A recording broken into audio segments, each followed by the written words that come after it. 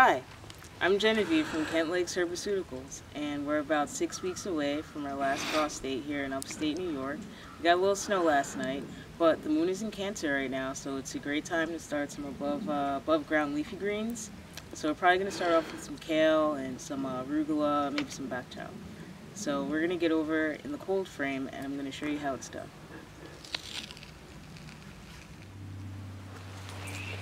Alright, so we're back. And this time we're gonna plant some bok choy, whatever you want to call it.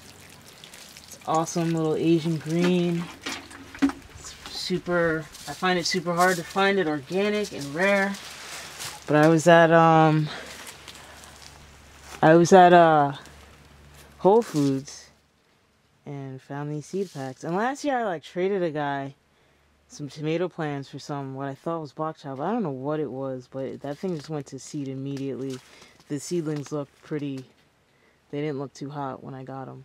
But anyway, it says when to start inside, not recommended. Okay, well I'm gonna start them inside anyway because I really want to try these out. And hey, it says no GMOs. They're not GMO seeds, so that's cool. And look, they're brassica. It's a Chinese type of brassica. Brassica rapa. Okay. Kale and Brussels sprouts and broccoli like that. Those stuff are also brassicas. So I'm going to water my potting soil some more to get it nice and moist.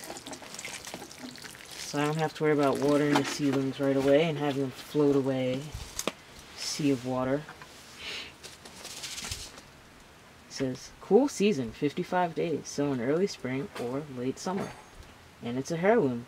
2 vegetables in one, tasty Spanish-like leaves and crunchy sweet stems. Harvest young for baby bok choy. Okay, 2 in 1. It's definitely a win-win. So I'm going to get some of these seeds in my hand here. Alright, oh, I forgot to make my lines. Okay. So I'm going to make little rows. My muddy soil, and I like to use some Pro Mix potting soil because you get a bale for like 35 bucks, and that bale goes a long way. I planted so much out of one bale last year and had some left over to grow extra plants in pots. So I always go for the Pro Mix. It's 35 bucks, but you get a whole lot. It's a lot. It doesn't look like a lot, but that stuff is compressed in there. And this is Pro Mix actually from last year. That it was already all expanded, so it's easy. Now these seeds, you want to plant them. They're really little, but it says to plant 1/4 inch to a 1/2 inch deep. All right. I made some grooves that look about right. So again, you want to plant. I try to always plant things like 1 inch apart. I'm not always successful at that because sometimes more than one seed falls out at a time. I should probably be more conscious about that because it says not to start them indoors, and maybe that's because of thinning issues. Maybe the roots are real sensitive, but I'm going to try it anyway. So maybe I'll be better about planting them spaced well so I don't have to thin and distress the plants too much. Maybe they're delicate, who knows.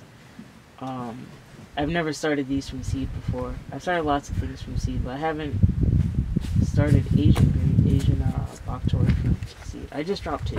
Oh well. Now another thing, you're probably thinking, well, how are you starting them in this clear container? Like, don't the roots need darkness? Yes, the roots do need darkness. And what I will do at some point when I get to it is I'll take a paper shopping bag, like the kind you get from like Whole Foods or Trader Joe's or Miss Green's, wherever you go that you get a nice paper shopping bag, and I'll cut off the lower portion of it and I will put this into that lower portion of the shopping bag. So I'll provide darkness to the root system as they develop and a little bit of warmth, a little bit of insulation perhaps. I don't know. But it seems to work out. It seems to work out well when I do that. And, because the roots, once the roots start getting sunlight, it just stunts the development of the plant. It's no good. But, like, right now, where it's just seedlings, you don't really have to worry about that. But you want to definitely have those paper bags on deck. So you can see I'm just pinching the soil around my row to tuck those seeds in. Alright. About done here. We got our seeds in there. I drilled the holes in first thing. Before I did anything, I'm going to write Bok Choy on the side of this with a waterproof marker. Back out into the water. Deco paint. And I like these boxes again because they have the lid. So, they sit in those strip lights. I use the Sunblaze 4-foot strip lights. I got 2 of them in a windowsill that gets lots of sunlight, so they get warm from the sun. They get a little residual light from the sun as well. But those Sunblaze lights, I keep them about an inch above these containers until they sprout. When they do sprout, I like to keep them about 3 inches away from the plants so the plants don't get leggy and spindly. That's the key to starting from seed, is you need grow lights. It's not really going to work without grow lights because the plants are going to just stretch to get to the sunlight, which is so far away. So you definitely got to invest in a light. Those Sunblazes you can get 2 for like 40 something, 60 bucks. They don't take up a lot of energy, and you want to keep one of those lights for like 12 to 18 hours a day.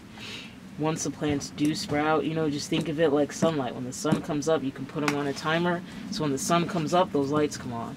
When the sun goes down, it's dark, those lights go off. And just, try to emulate nature a little bit. You might want to pick some of these big chunks off the top just because they get in the way of the plant sprouting. They just make it slower. So any big chunks in here, get them out. And then, when they are in their seed stage, before they've emerged and they've gotten hardy, you want to just water it. A little dollar store water bottle. Water it, drench it, so you see water pooling. I usually do that like halfway through the light cycle before the lights go off at night, and then I'll cover it to keep it moist. Just keep it moist. You don't have to worry about the sticker at night because the lights are off. It's supposed to be dark anyway. I also like these because, say I'm going to be gone for a couple days, like, I'm going out of town or we'll do something or whatever, or just busy, you can just leave this on for those few days, maybe poke some holes in the top. I don't think I did that, but, maybe just leave it, on there. Spray it good, leave it moist, leave it very drenched before you leave, and they should be pretty good for a couple days. You can already see it's like trying to condense up in there with the light. So that's how I start my seeds. That's like, you just gotta think like a plant. Give the plant what it needs, what it wants. It wants to be warm. I like to use these trays because you can fit a lot of plants in here. You can fit a lot of seeds, and if you think about the way that the recommendations to plant most plants, it's like put 3 or 4 plants in a hill, 3 or 4 seeds in a hill, 3 or 4 seeds in a pot, and then you cut the weakest one.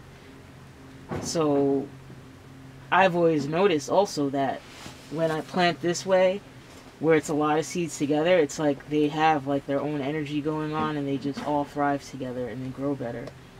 So I like doing that. And in these, they can pretty much go to, plants can grow like 4 to 6 inches high in these before you have to put them out in the garden, really. Like, they can survive being crowded for some time. Like, think about when you go to the nursery to get plants. They'll have like 6 plants in one little pot. So, and the pot's probably half the size of this. And those plants get pretty mature in those pots because they just sit there until somebody buys them. So, don't be stressed out about having to thin them right away or rush anything. Just take your time. The plant will tell you if it's like dying or if it needs to do whatever. And then another thing is I like to put them all in these 10-20 trays because they're easy to carry around, Like, I could just pick up all these plants and transport them or do whatever, take them outside when it's time to do whatever I gotta do on them. But most importantly, they hold the water. So while